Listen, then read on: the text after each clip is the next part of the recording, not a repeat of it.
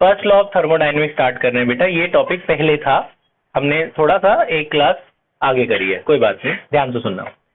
Chemistry का जो first law of thermodynamics का स्टेटमेंट है और जो फिजिक्स का फर्स्ट लॉ ऑफ स्टेटमेंट है थोड़ा सा फर्क है, इसलिए ध्यान है, दोनों का मीनिंग सेम लेकिन स्टेटमेंट में फर्क है। Suppose this is a thermodynamic system, ध्यान से सुनना। According to first law of thermodynamics, suppose this is a thermodynamic system, then some heat is supplied to a system, Q is the heat. तो आप लिखोगे if a thermodynamic system is given some heat Q, then this heat will change the internal energy of the system. U is called internal energy। आपको पता है internal energy system के अंदर कितनी energy होती है। तो ये हीट क्या करेगी, इसका इंटरनल एनर्जी चेंज कर देगी, plus will do some work done on this system. ये जो पार्टिकल्स हैं, जो गैस पार्टिकल है, ये मूव कराएगी ना, जब हीट देंगे तो पार्टिकल मूव करेंगे। जब पार्टिकल मूव करेंगे तो ये आपके अंदर यहाँ पे सिस्टम के अंदर कुछ वर्क डन भी करेगा। ठीक है, ये फर्स्ट लॉ की स्टेटमेंट याद हो गई। अगर किसी सिस्टम में कुछ हीट दी जाती है तो वो दो काम करेगी। पहला, उसका इंटरनल एनर्जी बदल देगी, किसका, सिस्टम का। दूसरा, वर्क डन करेगी। कैसे वर्क डन करेगी, हीट इनको देगी ना, वर्क हीट इनको मिलेगी पार्टिकल को, पार्टिकल चलने लग जाएंगे तो क्या होगा, वर्क डन। तो ये है स्टेटमेंट। अब इसको थोड़ा सा और सिंप्लीफाई करें तो हमने पढ़ा है वर्क डन का formula pressure into change in volume भी होता है, पढ़ा है ना। Work done is pressure into change in volume. तो ये भी फर्स्ट लॉ का स्टेटमेंट है।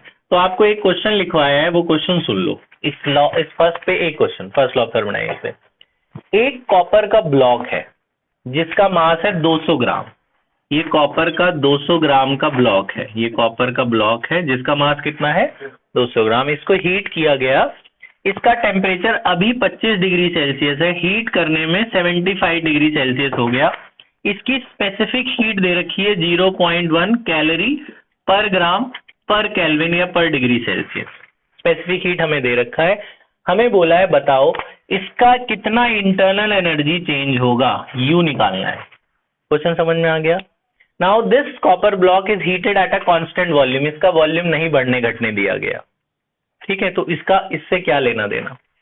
पहले आप देखो, U का कोई डायरेक्ट फॉर्मूला नहीं होता, U इसी से निकलेगा, तो उसके लिए Q निकालना पड़ेगा। तो हमने पढ़ा है पिछले चैप्टर में, Q का ये फॉर्मूला होता है ना, mc डेल्टा टी।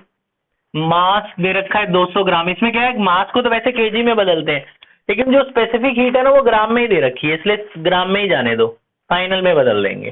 तो मास को 200 ग्राम, अगर ये केजी में दिया होता ना स्पेसिफिक हीट, तो मास को आप केजी में बदलते। अच्छा जी, स्पेसिफिक हीट आपको दिया हुआ है 0.1, डेल्टा टी कितना चेंज हुआ, 75 माइनस 25 कितना हुआ, 50।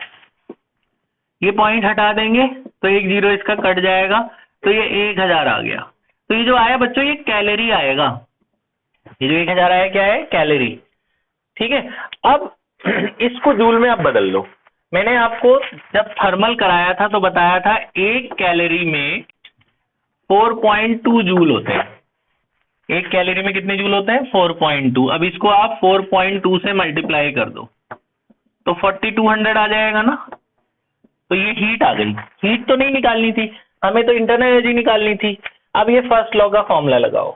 फर्स्ट लॉ का क्या फॉर्मूला है, Q बराबर होता है delta U plus T delta V।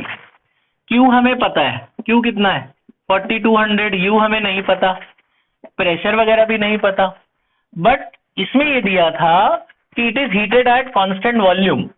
dV का क्या मतलब होता है, final volume minus initial volume. अब फाइनल वॉल्यूम भी V था, इनिशियल भी V था, क्योंकि वॉल्यूम तो चेंज ही नहीं हुआ, तो चेंज इन वॉल्यूम कितना है, 0। तो यहाँ dV की वैल्यू क्या डाल देंगे आप, 0। ये सारा खत्म हो गया, तो U डेल्टा U किसके बराबर आ गया, 4200 ही आ गया। So this is change in internal energy. तो change in internal energy is 4200 joule. समझ में आया। तो this is first law of thermodynamics. बात समझ में आ गई। ठीक है, तो वर्क डन अगर लिखा है ऑन द सिस्टम तो पॉजिटिव लेना, बाय द सिस्टम आए तो नेगेटिव लेना, आपको पता है ना। तो ये ऑन द सिस्टम था इसलिए पॉजिटिव रहेगा इसमें। ठीक है, ये कर लो, पॉज कर दो। एक क्वेश्चन ऐसा आपको भी